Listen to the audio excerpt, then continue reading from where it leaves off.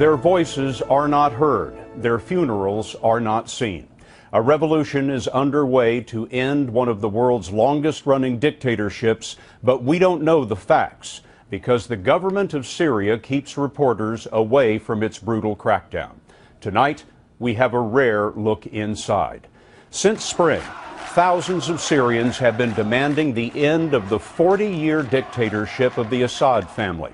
The UN estimates that since the uprising began, Syrian forces have killed 4,000 civilians. And just today, the opposition claimed 60 deaths in the city of Homs. Tonight, CBS News correspondent Clarissa Ward, who traveled through Syria without government supervision, shows us what President Bashar al-Assad doesn't want the world to see. For months, this is what we've seen of the revolution in Syria.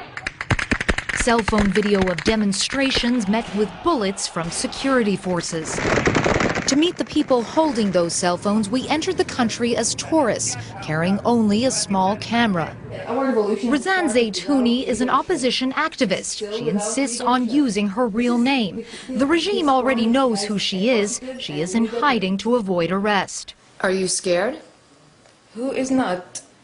But we have to continue. We decided to start our revolution. This is what we have been dreaming of long time ago. She took us to the Damascus suburb of Douma, to the funeral of a 16-year-old boy these people say was shot by security forces at a protest the day before. Men and women poured in by the hundreds, their grief tinged with defiance. This is real Syria, okay? If you come, you will see real bodies. They are not stones. They are not toys. They are real bodies. They want international military support. And they say they will not give up their protest until President Assad's regime falls. A military helicopter circled overhead, but the chanting only grew stronger. We are peaceful and they are shooting us, they shouted. We want freedom. There's a special graveyard for protesters who have been gunned down in Douma. Here they're called shaheed, or martyrs. There are 60 graves. A man just handed me this photograph. It's of a family member of his who was killed. He was only 13 years old. The UN estimated in early November that at least 4,000 people have been killed. Activists tell us the number is much higher. But the violence has only fueled the protests, which are creeping closer to the heart of the capital.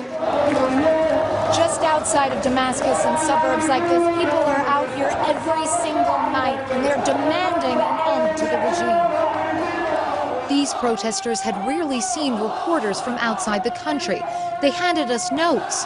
We don't shed tears for the martyrs, we shed tears for the cowards, one read. Later on, Razan introduced us to people who have paid a high price for demonstrating against the Assad regime. This 20-year-old was shot 3 times at this protest in July, captured on a cell phone. 5 months later, he is bedridden, but he says the minute he can walk, he will be back on the streets, marching for freedom. He says the regime is the devil. Certainly, it's a regime that shows no signs of lifting its crackdown on the opposition. What's your message to President Assad? Leave.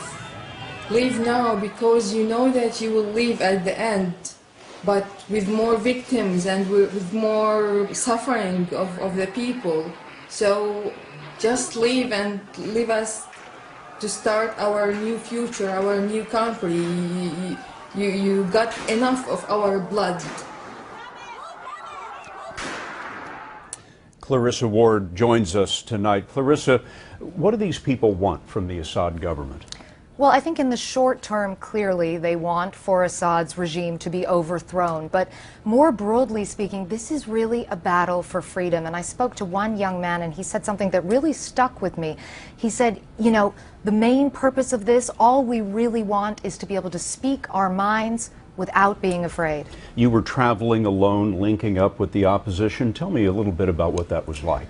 It's incredibly challenging because all of the opposition activists who I was with are wanted by Assad's forces. And what you don't necessarily see in that report are that just outside the capital, there are checkpoints every other block. And if these activists get stopped at one of those checkpoints, it means certain arrest.